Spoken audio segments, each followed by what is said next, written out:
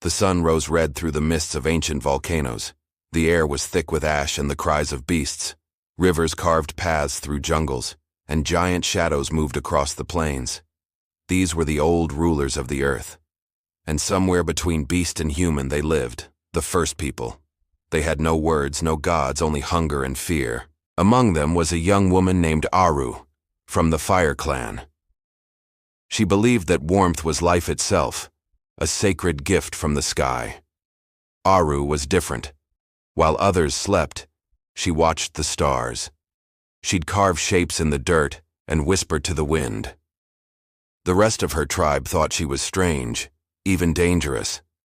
When the great rains failed and the rivers turned to dust, her people grew desperate. The clan leader, a brutal man named Taka, declared war on the neighboring Stone clan, believing they had angered the spirits and stolen the rain.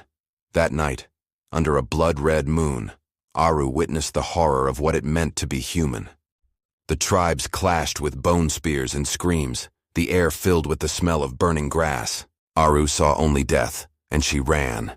She ran until the world went silent, deep into the wild where even the beasts feared to tread. For days she wandered alone, hungry, wounded, and ready to give up. But then, at the edge of a deep canyon, she saw a wisp of smoke curling into the sky. And there he was, a man, tall and lean, with the watchful eyes of a wolf. His name was Kor, and he was a survivor from the Stone clan. He didn't wait for lightning to bring him fire. He made it himself, with skill and will. Sparks danced from his hands as he struck stones together. At first they were like two wild animals, circling each other, ready to fight for their lives. But hunger is a powerful force, and it slowly forced them toward trust. Kor shared the meat he had hunted. Aru, in turn, offered him berries she had found. When night fell, they sat by the fire, two enemies now sharing its warmth. Both were afraid of the flames, yet both were drawn to its light and safety. For the first time in her life, Aru felt something new blossom in her chest. It wasn't fear, it wasn't hunger. It was a quiet, aching warmth that spread through her whenever he looked her way. An ache that grew when he turned away. Days turned into moons. They built a shelter together, hunted side by side, and learned each other's silent language of gestures and glances. Kor showed her how to shape sharp blades from stone. Aru taught him how to move through the forest without a sound, how to track game by reading the earth. They even learned to laugh, a strange new sound that made the birds in the trees take flight. They slept close, their breath mingling in the cold night air.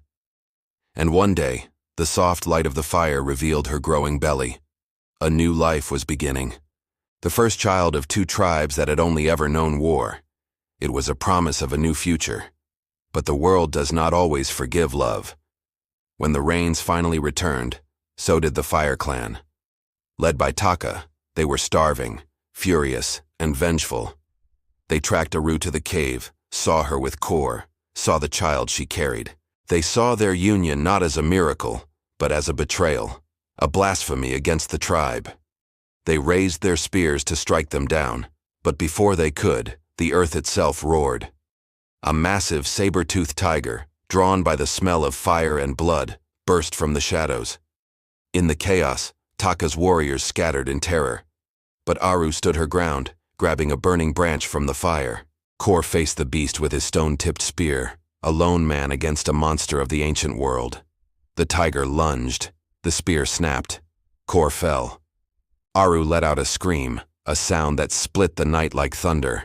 It was a sound of grief, of rage, of a mother protecting her future. With the fire in her hand and a new fire in her heart, she struck the beast again and again, a desperate, furious dance of survival, until the great cat was still. When dawn broke, the remaining members of the Fire clan found her standing over the body of the tiger. The fire blazed behind her, her child held tight in her arms. She was no longer the strange girl who whispered to the wind. She was a warrior, a mother, a survivor. They looked at her and they finally understood. They bowed their heads. In her, they had seen something holy. Aru buried Kor beneath a circle of stones. She taught her people what he had shown her, how to make fire, how to craft tools, and the incredible power of unity over hatred. Her child would grow to lead a new tribe, a tribe that would build the first homes, sing the first songs, and carry forward the flame of love that she had lit in the darkness.